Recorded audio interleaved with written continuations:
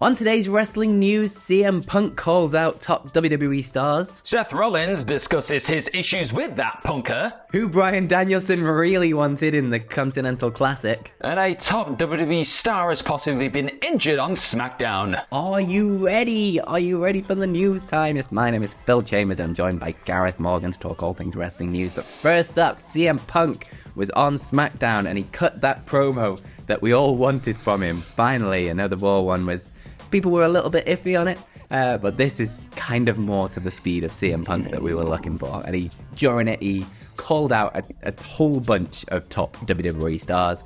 He called out Roman Reigns, obviously. He acknowledged him, saying, like, good job, you've done well, but, like, also reminded everyone that he's never bloody there all the time. And definitely said that, remember who the OG Paul Heyman guy was, and that he was his wise man first, damn it. He also called out the rest of the bloodline in Solo Sikoa and Jimmy Uso, but he also gave a shout out to Jey Uso over on Raw, saying like, hey Uso, I see you. He mentioned Cody Rhodes, talking about like ending his story. He mentioned the potential of tag teaming with LA Knight. But the big two from it, really, were Kevin Owens and Seth Rollins, who he kind of left till the end. So Seth, he did call out saying that he isn't even the man in his own home. And Kevin, which was the funniest one out of all of these, he said him and Kevin Owens are a little bit too alike, like Kevin Owens a kind of prickly guy. And he went on to say, I don't know who would feel comfortable working with someone who just punches people in the face backstage. It's 2023, you can't be doing stuff like that. So the first time Punk's kind of called out or like spoken on what happened in AEW since then. And it's a little joke about Kevin Owens punching two people at the same time. To the sound of crickets. To the sound of crickets. Yeah, it was a tribute to the Troops crowd, so I don't think they were the most in like wrestling news focused crowd you could possibly imagine. You got a CM Punk chant after it, so I think some people appreciated it, but yeah, it was a bit of a strange crowd for him to be working this specific shtick to. But he ended it all by saying that he will make his decision on where he's actually going to sign on Monday Night Raw, and that all of the people that he mentioned have one thing in common, that Punk is the monkey wrench in their future plans, and he's back to finish what he started, and that is main eventing WrestleMania. So, two things. First time Punk's mentioned what happened in AEW in WWE since his return, and the fact that he is definitely still gunning for that main event of WrestleMania, and perhaps that was one of the little carrots that Triple H dangled in front of him to get him to return. Yeah, there is so... Well, you know what? He just wanted us for a week just to doubt him, didn't he? That's all he did. He wanted that little week of, oh, maybe he's not got it anymore. Maybe he can... Oh, yes, he does. Yes, he does. He never lost it. And, yeah, I don't know. I mean, I feel like it might have been a choice, like a bit of a strategy, maybe, to drop this kind of line in front of a crowd where... if maybe they wouldn't make such a massive deal out of it and it wouldn't be this big old thing and everyone would be like, oh my god, and then maybe you get in a bit of trouble. It was this kind of, oh, I've just said a thing, no one's reacted, it can't have been that bad. Like, maybe, I don't know, I might be giving him a lot of credit there.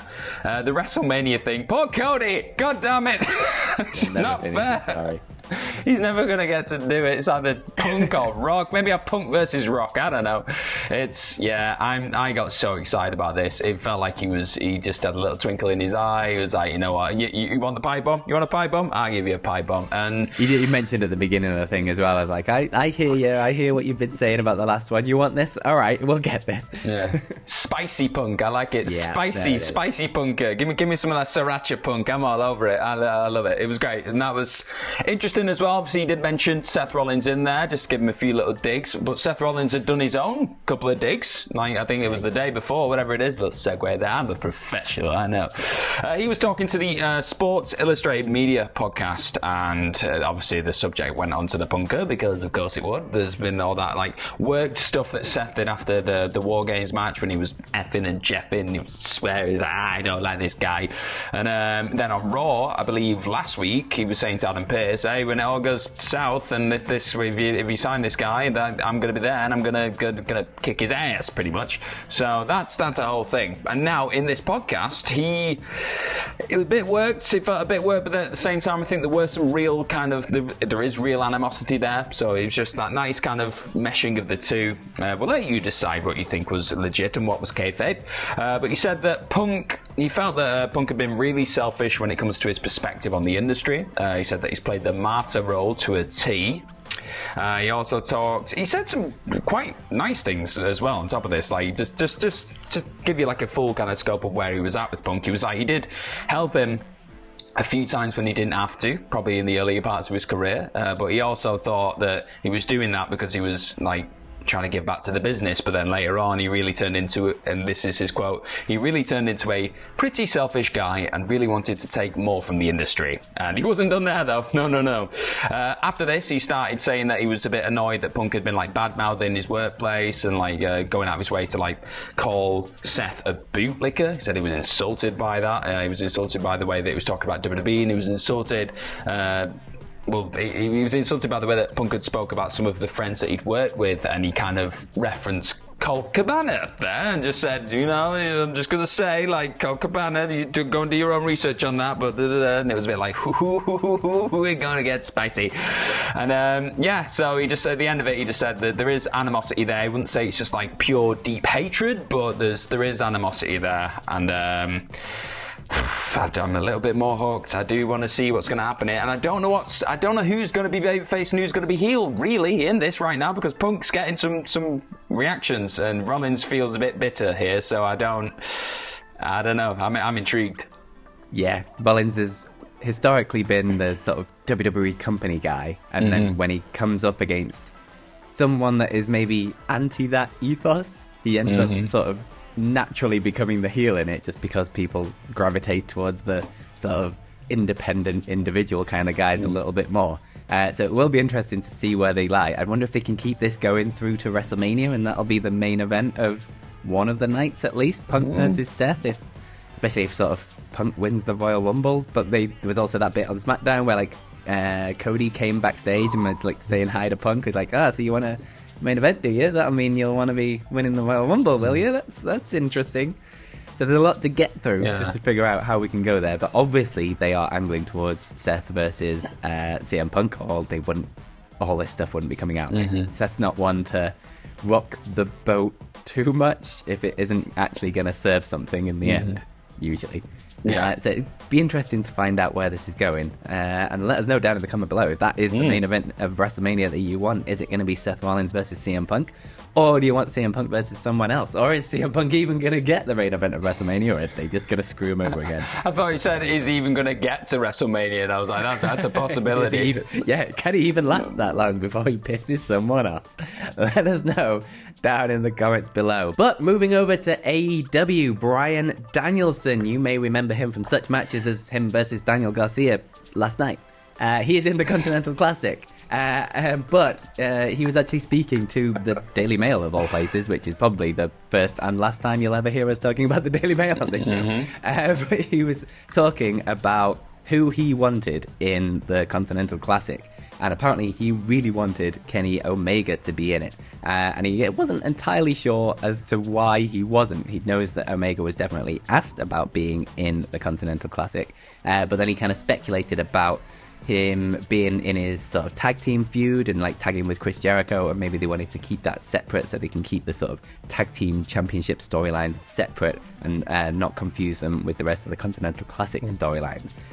So it's an interesting note that Kenny Omega isn't in this, even though he was apparently asked to be in it. But he also went on to speak about how when he first went to AEW, he spoke to Tony Khan about doing a sort of round-robin style tournament within AEW, but back then they didn't feel like they had enough TV time because they only had Dynamite, and it would take up a lot of the TV time, and they didn't think they'd have time for the other storylines that they wanted to tell. But as soon as Collision came about, they knew that between Collision, Dynamite, and Rampage, they had 5 hours of TV time to fill, and that's a perfect opportunity to do something like this, where you can dedicate like 3 matches a show to the Continental Classic and really sort of have time to tell these stories and sort of flesh out a tournament like this that would sort of take up quite a lot of TV time.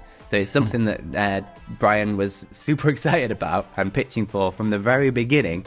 Apparently Tony took the scoring system from football, or soccer if you're an American, with the sort of 3 points for the win and 1 point for a draw, so it weighs towards the wins rather than people just going for draws. And he just talks about how just genuinely excited he is to be a part of something like this. And with the matches that he's pulling out so far, he's nailing it. Yeah, this is awesome, and it is something that Danielson has obviously wanted to do probably since he was in WWE, isn't it, really? He wanted to do that G1, he wanted to kind of be involved in this round robin thing, and he's having his cake and eating it too, really. He's with AEW and he's getting the tournament, so it's great. It's good to see. Everyone's killing it right now. I'm enjoying these matches so much. It's nice watching matches, and we never thought we'd be in a position where we're saying this about AEW, because that was pretty much like the thing that they were here to do. Do you know what I mean? Like we thought every single match was going to mean something, and they did early on. It started to probably like fade away a little bit over the last year, whereas now every one of these matches, you're like, there are stakes really, and it's great to watch. It's everything. Everyone's just putting a bit of extra stank on everything, and it's awesome. I've thoroughly enjoyed it, and I will continue to, I believe, until this bad boy is over. But I was going to do a horrible segue there, and I'm going to like revert and do it. I was going to say Charlotte Flair's time probably being in a ring right now is over. That's not very nice at all. So I'm just letting you know what my thought process was, and I stopped myself for a second because that was not very good. In all seriousness, it's not looking great for Charlotte Flair after her match with Asuka. Because at some point in the match, it was either when she went for a moonsault or I believe in the commercial break, she got like tied up in the ropes.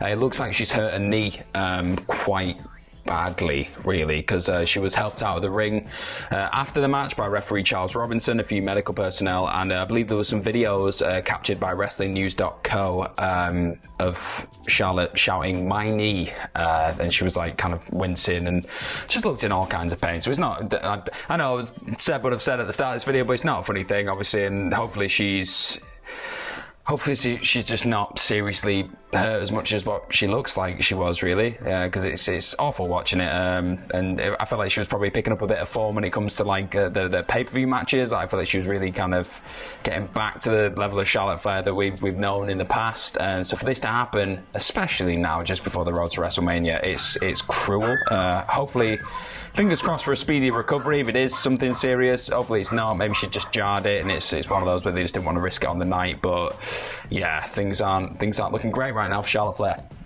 Yeah, it's shameless. I mean, it's a shame in general, but especially sort of at this time of year when you're coming up to the sort of Royal Rumble and the road to WrestleMania, and leaving all of that kind of uncertain about what she can do. Like, whatever you say about like Charlotte Flair matches, she pulls it off when it comes to WrestleMania. I mean, just look at the match she had at WrestleMania this year, 39. It was absolutely incredible. So yeah, just bad timing in terms of that women's division as well. It feels like they kind of need her at the minute as like a sort of big sort of focal point or like a driving force kind of thing behind it. Like they need something to like anchor it a little bit. And Charlotte Flair's really, really good at doing that. So hopefully it's not as bad as we think. Hopefully it's not out too long, and all we can really say is get well soon. And yeah, all the best to Charlotte Flair. Yep. She bad situation. But on that note, thank you very much for joining us. You can click this video here to continue on your YouTube journey. But you can also follow us over on Twitter, or X if you listen. I am at Phil My Chambers. Gareth is at GMorgan04. And most importantly, have yourselves a bloody good day. Bye bye.